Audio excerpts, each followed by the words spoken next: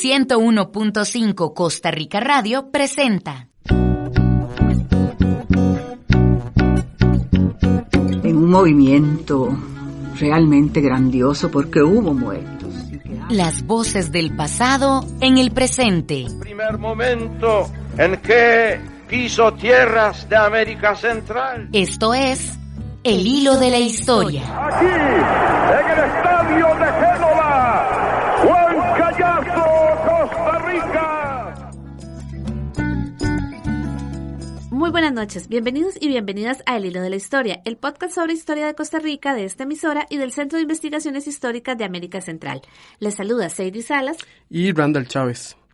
En los últimos días nos ha llegado información calificada y de fuentes confiables que afirman que David Díaz Arias tiene semanas posteando en su Facebook discursos de Miguel Ángel Rodríguez, Rodrigo Carazo, Rafael Ángel Calderón y algunas noticias, caricaturas y portadas de periódicos de las décadas de 1980 y de 1990.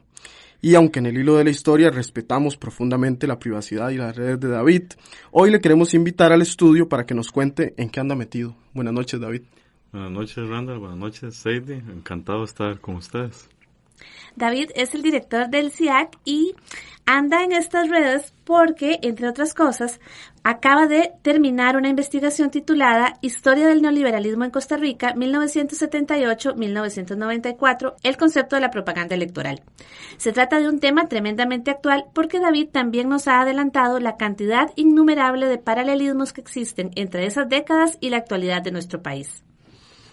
Y para entrar de lleno con lo que nos convoca esta noche, yo quisiera decir que, David es un historiador preocupado primero por el siglo XIX y posteriormente dio un salto a la década de 1940, pero ahora da un salto a 4 décadas más. David, como pregunta inicial, ¿a qué se debe este interés por esas décadas no tan lejanas de los 80s y los 90s? Bueno, a mí me parece que fue inevitable, después de haber estudiado los 40s y la Guerra Civil, plantearme el problema de la década del 80, porque era el momento en que se advertía el desgaste del modelo político que había comenzado en 48, o al menos así se aseguraba. Y además porque como una especie de sucedáneo del libro de los 40s, me quedaba la espinita de saber qué había pasado con la construcción de esos relatos durante lo que se conocía como la reforma del Estado costarricense. Era muy claro que teníamos hijos de los caudillos entre el 90 y el 98, y en la literatura existente se les achacaba a esos hijos de los caudillos haber traicionado la herencia de sus padres. En vista de que ya yo me había hecho preguntas que cambiaban un poco la perspectiva que teníamos de los 40s, me sonaba como que valdría la pena echar un ojo a los 80s y 90s. Comencé los 80s con una perspectiva un poco diferente, porque quería estudiar era más bien el papel de los intelectuales en los procesos de pacificación en Centroamérica, y allí tuve un primer contacto que fue con el gobierno de Óscar Arias y la amplia apuesta que hicieron los intelectuales por él en el momento en que se desarrollaba el PAE 1 y el PAE 2. Después de ahí ya a mí me quedó claro, después de esa investigación, que necesitaba, por una necesidad personal, desarmar esos trabajos que existían sobre los 80s y la reforma del Estado. Justo en el momento en que el PAC volvía a ganar las elecciones, en un contexto muy difícil, con discursos muy violentos parecidos a los de los 40s, y con grupos encontrados y encendidos parecidos también a los de los 40s. Y que luego Carlos Alvarado como presidente se empezaba a comportar como yo veía que se habían comportado algunos de los líderes políticos liberacionistas en los 80s y luego en los 90s. Ese tipo de relación entre hoy y el ayer, que esa es la que a mí me gusta, porque hace que el pasado tenga vida y no esté muerto, no sean muertos nada más de lo que uno habla. Y que nos ayude a entender lo que estamos viviendo, precisamente. Y que nos ayude con eso, a ver por lo menos paralelismos, porque finalmente nadie aprende de la historia. Los historiadores la aprendemos, pero los actores la repiten sin cesar. Y bueno, precisamente sobre estas décadas vos decidís poner el foco en el tema del neoliberalismo. ¿Por qué? Y en esta misma perspectiva que estamos hablando de tratar de entender lo que nos pasa, de hacer estos vínculos, ¿por qué es importante estudiar el neoliberalismo en Costa Rica? Bueno, una primera cosa que a mí siempre me ha llamado la atención es que la historiografía costarricense, pero también muchas de las ciencias sociales, prácticamente tienen como su tema de investigación a la izquierda. El Partido Comunista, los comunistas, cómo se comporta la izquierda electoralmente, sus actores, las entrevistas, existen miles de entrevistas con aquellos personajes históricos comunistas, y finalmente los comunistas no han gobernado este país ni una sola vez. Y esto a mí me parece una contradicción. Tenemos muchos estudios sobre la izquierda y nada sobre sus oponentes.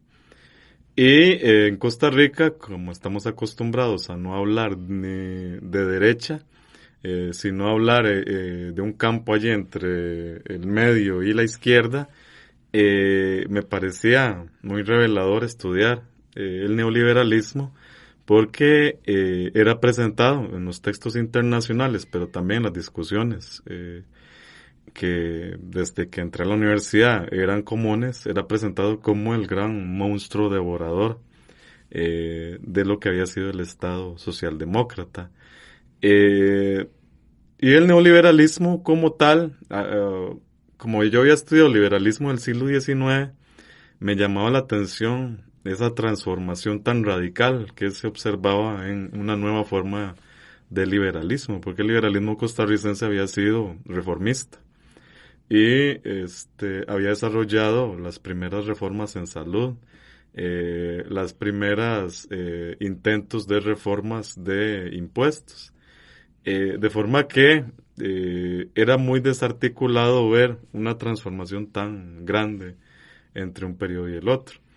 Entonces yo quería, en principio es una cosa muy personal, quería saber qué era el neoliberalismo, pero no del que todo el mundo habla, que es un monstruo y sin cuerpo que anda a través del mundo. Quería ver el neoliberalismo costarricense. Yo quería leer además a quienes se presentan como neoliberales, leerlos en perspectiva histórica, como historiador, dejando de lado los propios estereotipos que yo tengo sobre esos actores y tratando de entenderlos como lo que fueron y frente al contexto que vivieron. Entonces, finalmente ese texto se convierte en una historia, si se quiere, social del neoliberalismo.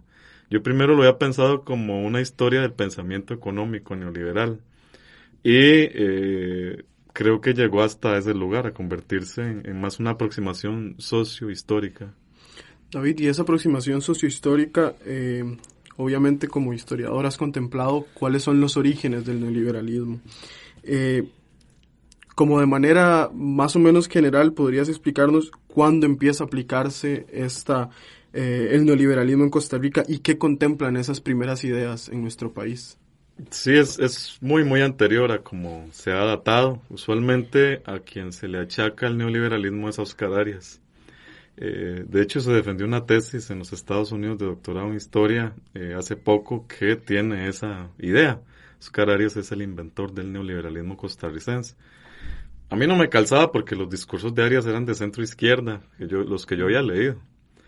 Y bueno, algunos otros investigaciones de otras personas que antecedieron habían mostrado el papel, por ejemplo, de la ANFE en las primeras ideas que hablaban sobre transformar el Estado costarricense. Pero realmente, ahora yo discrepo un poco de eso. A mí me parece que no fue la ANFE la primera en abordar esta forma de pensamiento, sino que fue la Academia Centroamericana, la Academia de Centroamérica. Y la Academia de Centroamérica, además, fue la que reunió a los primeros 13 pensadores económicos que Alberto Di Mare concibió como los nuevos apóstoles. Él usa siempre imágenes bíblicas para referirse a la Academia de Centroamérica. Alberto Di Mare es uno de sus fundadores, un pensador primero vinculado con el Partido Liberación Nacional y luego se transforma en uno de los principales cabezas del neoliberalismo costarricense. Y Alberto Di Mare comienza esta nueva visión tratando de jalar estudiantes que se interesaran por la economía, aunque no estudiaran economía. Y así, por ejemplo, reclutó a Miguel Ángel Rodríguez, que inicialmente era abogado. Y Miguel Ángel Rodríguez, de manera impresionante, entonces terminó su carrera de Derecho e hizo la carrera de Economía completa. Y luego hizo una maestría y un doctorado en Economía. Y Miguel Ángel es quien primero plantea en su tesis de maestría y luego en su tesis de doctorado, un enfrentamiento con la socialdemocracia. Entonces, eso estamos hablando de los finales de los 50, la década del 60. Y el primer experimento que tuvimos de inicio de un gobierno neoliberal es el gobierno de José Joaquín Trejos en 1970. Allí ya públicamente se presenta un programa neoliberal de transformación de la banca costarricense. Ahora, en todo este proceso que estás estudiando, uno podría pensar que hay como una planificación para reformar el país, que era como un proyecto más fríamente pensado y calculado. Y en tu investigación estás argumentando que más bien parece haberse aplicado porque, como decimos popularmente, no quedaba de otra, era como lo que tocaba y había que hacerlo. Sí, no, porque el primer programa neoliberal, claramente, digamos, con todas las ideas y quienes lo escribieron, participaron, eran ya neoliberales claros. Es el programa de gobierno de Rodrigo Carazo, de 1978. El programa de gobierno es un programa muy bien hecho, muy bien escrito, participan decenas de personas y la voz cantante económica la lleva Alberto Di Mare. Y también se ve en los nombramientos que hace Carazo en el Ministerio de Hacienda, Ministerio de Economía y en el Banco Central, que son los 3 ejes de donde va a partir la reforma del Estado costarricense. Lo que pasa es que hay 2 cosas que interrumpieron a la primera reforma neoliberal. Una, la colaboración de Carazo con los sandinistas. ¿Qué hizo? Esto lo revela Oscar Aguilar Bulgarelli. Hizo que la reforma fiscal, que era tan necesaria en 78, no se enviara al Congreso sino hasta mediados del 79, cuando ya era muy tarde. Ya en 79 la Academia de Centroamérica ha publicado un texto muy interesante donde anunciaba que el país estaba en posible recesión y en una clara línea hacia una crisis económica. Eso frenó la reforma neoliberal. Es muy interesante porque luego Liberación usa como gancho electoral decir que fue la reforma neoliberal de Carazo la que produjo la crisis económica de 80-81. Y usan eso como gancho electoral en 82 y en 86. Tratan de usarlo otra vez en 90, aunque ya ahí ya no les funcionó. Pero los liberacionistas atribuían la crisis de 80-81 a la reforma, al inicio de la reforma neoliberal. Los neoliberales desde 80 sostenían que la crisis era producto de el crecimiento del Estado socialdemócrata en los 70s. Entonces allí empieza lo que Enrique Benavides llamó la guerra de los modelos. Muy temprano, es inicios del 81 que él publica un artículo donde dice, bueno, aquí están estos que podemos llamar Chicago Boys y aquí están estos otros que son los socialdemócratas viejos y ellos tienen 2 concepciones diferentes de qué produce la crisis. No tenemos idea entonces de qué produce la crisis porque están agarrados unos con los otros y tenemos 2 versiones diferentes. Y eso produjo una polémica entre Miguel Ángel Rodríguez, en ese momento economista, político, empresario, y Daniel Oduber, quien había sido presidente del país, sobre qué había producido la crisis terrible que vive el país entre 80 y 81. Bueno, pues como vemos, hay luces sobre este periodo de la historia y sobre lo que comúnmente se piensa en el origen del neoliberalismo en Costa Rica, y vamos a seguir conversando después de esta pausa.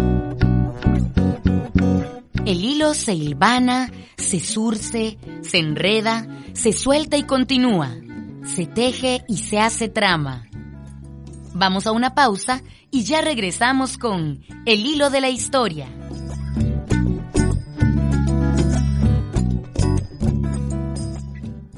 La historia se teje en cada acto. Resultados de la segunda votación para presidente y vicepresidente de la República.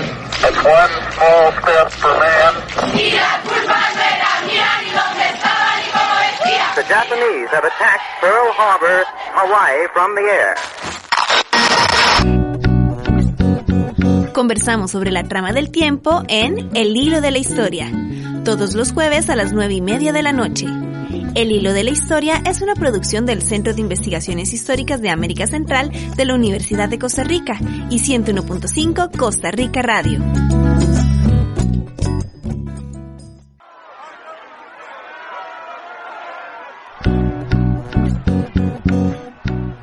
Todos somos hilos en la trama del tiempo. Estamos de regreso en El hilo de la historia. Por mucho tiempo. El gobierno de la República no ha sido capaz de utilizar el crecimiento económico derivado del esfuerzo de los costarricenses y de la suerte de los buenos precios internacionales del café. No le alcanzó esta bonanza cafetalera para sus múltiples gastos. En el tanto que en el último periodo gubernamental los ingresos del Estado se han multiplicado prácticamente por 4, desgraciadamente los gastos del gobierno se han multiplicado por 5. Es una dura lección para los costarricenses. En el tanto en que se han pagado más impuestos que nunca, desgraciadamente llegamos a un déficit fiscal de aproximadamente 2.000 millones de colones este año. Eso impone entonces orden y sacrificio en el próximo gobierno. Creíamos que las cosas andaban muy desequilibradas, pero nos hemos encontrado que andaban peor. Eso requiere más trabajo, eso reclama más esfuerzo, más dedicación. Nadie tiene que asustarse, porque lo que los hombres echan a perder, hay siempre hombres capaces de reconstruirlo en beneficio de todos los hombres de una comunidad. Y nosotros creemos que con la ayuda de ustedes, con la capacidad creadora de los costarricenses, este déficit va a desaparecer en el tanto en que pongamos orden, trabajo y austeridad en el próximo gobierno, cosa que estamos dispuestos a hacerlo, porque también hemos tenido errores muy grandes cometidos por la presente administración en materia de política de intercambio con el resto del mundo. Tenemos un déficit en cuenta corriente, en balanza de pagos de $500 millones. Esa es la proyección que dan las autoridades monetarias internacionales. No ha sido posible que alcance la plata para satisfacer la necesidad creciente, no solo la voracidad fiscal, sino también la necesidad creciente del régimen. Y nosotros estamos completamente convencidos de que a pesar de que ha habido un gran ingreso y que era injustificado el endeudamiento, pues el gobierno se ha endeudado más allá de la cuenta. Y eso tenemos que informarlo a los costarricenses, sin ánimo de encontrar culpables, simple y llanamente con el ánimo de que ustedes sepan la situación en que encuentran el país ahora que viene un cambio de gobierno. Los audios que escuchábamos nos hablan de un tema profundamente actual, y es que precisamente en el episodio de hoy del Hilo de la Historia estamos conversando sobre la historia del neoliberalismo en Costa Rica con el doctor David Díaz Arias, director del CIAC, y quien recientemente acaba de terminar una investigación titulada Historia del neoliberalismo en Costa Rica 1978-1994, el concepto de la propaganda electoral. David, para continuar con esta conversación, ¿qué implicó esa reforma neoliberal de la que nos estabas hablando anteriormente, antes de la pausa? Porque normalmente pensamos solamente en los PAES, pero en la investigación que has hecho estás demostrando otras implicaciones, tanto en discusiones electorales como en contextos regionales que no solamente atañen a Costa Rica. Sí, los PAEs son como la versión más institucionalizada, aprobada por el Congreso, del pensamiento de la reestructuración del Estado. Pero las discusiones más interesantes no estuvieron en la Asamblea Legislativa, incluso porque el PAE 1 y el PAE 2 involucraron discusiones que no tenían mucho que ver con lo técnico de la reforma, porque los diputados, especialmente durante las discusiones del PAE 2, se declaran ignorantes de lo económico como para entender qué es lo que se está planteando allí. Con el PAE 3 fue diferente, porque ya hubo economistas como Luis Paulino Vargas que usaron, por ejemplo, La República publicaba cada semana un artículo sobre el PAE 3, tratando de contrarrestar la propaganda del gobierno. Pero si el PAE es la manifestación más clara, las discusiones más interesantes están en la prensa o en los libros que publican quienes se candidatean por el Partido Liberación Nacional en sus programas de gobierno, en sus folletos o luego el 83 por la Unidad Social Cristiana. La primer intento de reforma ocurre a mediados de 81, que es la primera negociación que tiene el gobierno de Costa Rica, un momento de Carazo, con el Fondo Monetario Internacional, para tratar de llegar a un arreglo sobre la deuda. Quienes nos escuchan deben recordar que la crisis es una crisis de la deuda, igual que la que tenemos hoy. Cuando Moody's nos trata mal y nos pone una baja calificación, es porque no hemos cumplido con la reforma necesaria para poder pedir préstamos internacionales. Entonces el radio escucha más joven debe saber que es lo mismo desde el 81. La crisis económica 80-81 es una crisis de deuda. Es que el Estado gasta más de lo que puede producir. Y entonces, de lo que recauda. Entonces hay una brecha entre la recaudación, como señala Seidy, y lo que gasta. Y esa brecha se llenó con deuda internacional desde los 70s. Después del 80, entonces la crisis es, cuando hablamos de recesión, entonces es que la economía costarricense no cumple con las expectativas necesarias para pagar la deuda. Los organismos internacionales entonces declaran sospechas sobre esa economía y les niegan nuevos préstamos, que entonces empieza la negociación de cómo hacemos para que ustedes crean que nosotros vamos a pagar. El primer PAE entonces es eso. Es como un golpe de realidad a Luis Alberto Monge. Ustedes leen el programa político de Luis Alberto Monge, Volvamos a la Tierra, y era un encanto lo que allí se proponía sobre volver a la socialdemocracia de los 70s, a la de Figueres, a la de Daniel Oduber, incluso a la de Chico Orlich, y volver a hacer que Costa Rica consumiera lo que producía. Ese, digamos, nacionalismo productivo que ya era imposible en los 70s, en los 80s, inimaginable. Y hoy es como pensar en Costa Rica en 1800, pensar en eso de nacionalismo productivo. Porque Costa Rica después de los 90s internacionalizó toda su economía. Esa es otra de las aperturas neoliberales de las que casi no se habla, de la iniciativa de las Américas. Entonces sí, cuando Monge llega al poder, llega muy campante pensando que estaba en los 70. Sí, el primer golpe de realidad se lo pone un representante del Fondo Monetario Internacional, apenas una declaración como candidato electo, presidente electo, le dice que Costa Rica no puede avanzar si no lleva adelante un ajuste. Y el ajuste efectivamente comienza en 82. Hay declaraciones muy interesantes de Oscar Arias diciendo que no se esperaban eso, por ejemplo. Oscar Arias lo entrevista en el Semanario Universidad y dice, no podemos hacer nada, tenemos las manos amarradas. José Figueres lo entrevista a Radio Universidad y dice, es que ahora no gobernamos nosotros, gobierna el Fondo Monetario. porque no podemos hacer nada si no cumplimos lo que ellos dicen. Y Figueres dice algo así como: a mí me da lástima Monge porque le tocó un momento en que su programa no se puede aplicar. Y efectivamente Monge combate todo lo que puede la reforma, pero no le queda más que hacer como lo que hacía con la contra, decir que el Estado no apoyaba, el Estado costarricense no apoyaba ese movimiento, y hacerse de la vista gorda que la contra actuaba en territorio costarricense. Con la reforma del Estado es igual, pasa la reforma del Estado y continuamente se queja de las presiones internacionales. Ahora, en esos momentos la reforma se resiente menos. No vamos a ver acciones sindicalistas en la mayoría de la década de los 80 contra el PAE 1 ni contra el PAE 2, porque los gobiernos de los 80 tienen a la revolución sandinista a la par.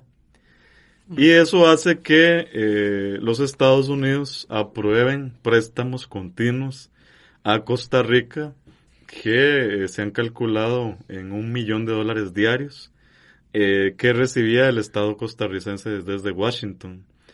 Entonces esto sopesaba el enfrentamiento con la reforma precisada por el Fondo Monetario y por el Banco Mundial.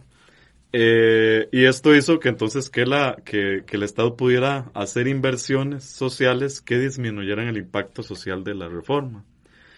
Pero ya en 88, finales de 88, Eduardo Lizano, como presidente del Banco Central, Eduardo Lizano sabe que eso ya se va a acabar. Y Eduardo Lizano dice algo así como que el periodo que sigue va a ser tremendo, porque no vamos a poder paliar con préstamos así los efectos sociales de la reforma económica. Y por tanto, la oposición va a ser más fuerte, más heterogénea y más continuada. Precisamente sobre eso queríamos preguntarte, que esta reforma pues no se aplicaba sin que hubiera algún tipo de resistencia. ¿Cuáles voces se levantaban como oposición a este proceso de reformas neoliberales y cómo fue transformándose ese proyecto en los 90? Sí, es bien interesante, por ejemplo, que no vamos a tener acciones sociales grandes contra los PAEs antes del PAE 3. Que se planteara el PAE 3, que se comienza a plantear en 89. Cuando se aprobó el PAE 2 ya se pensaba en PAE 3.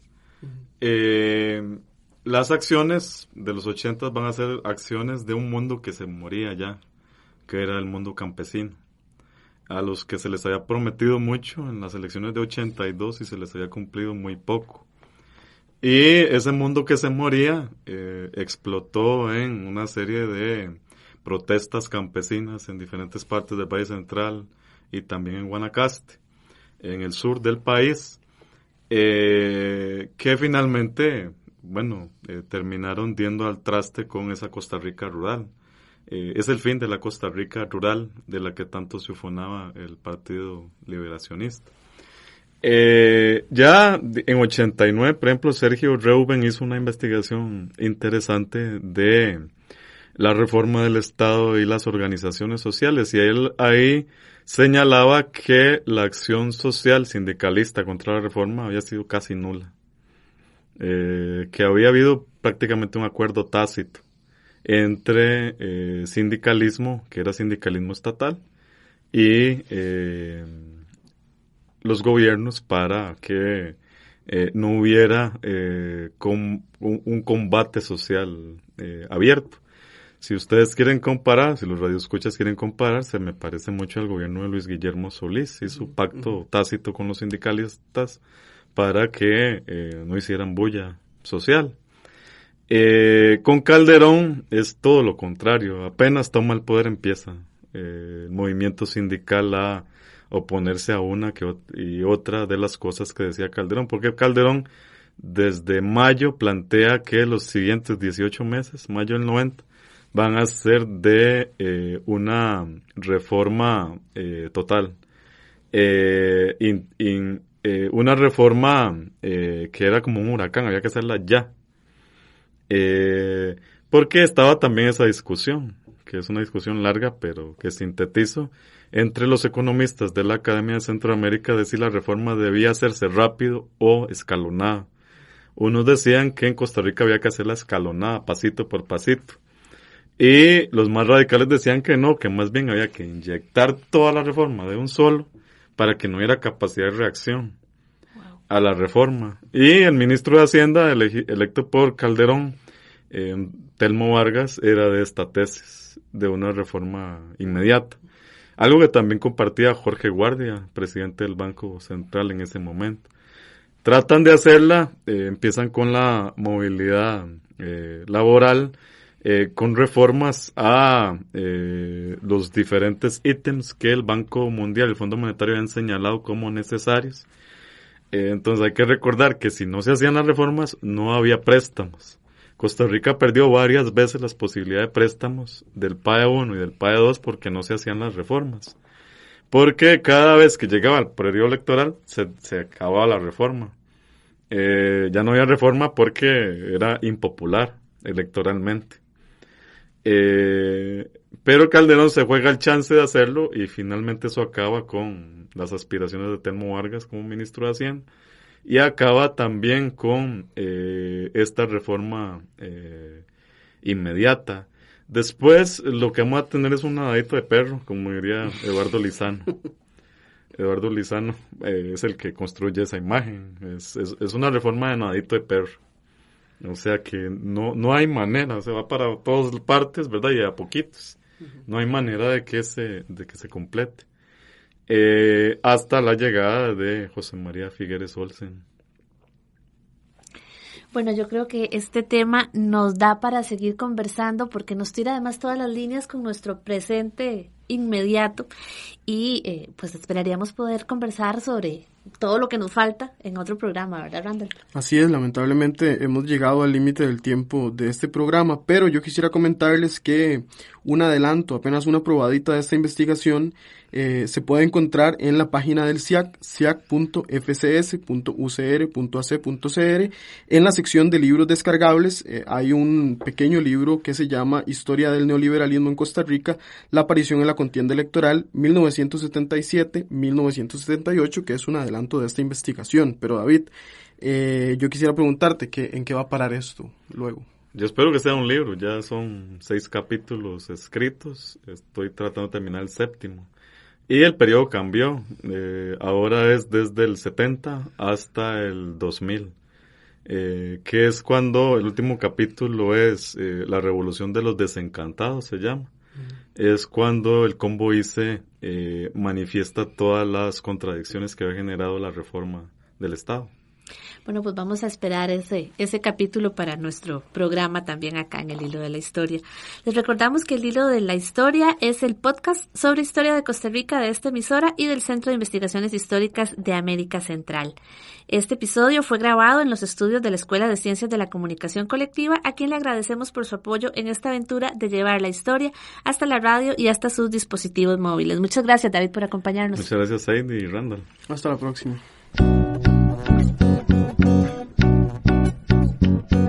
El Hilo de la Historia es una producción del Centro de Investigaciones Históricas de América Central y 101.5 Costa Rica Radio. El tema musical que nos acompaña es de Wilson Arroyo. Te esperamos el próximo jueves a las 7:30 de la noche y te invitamos a seguirnos por redes sociales.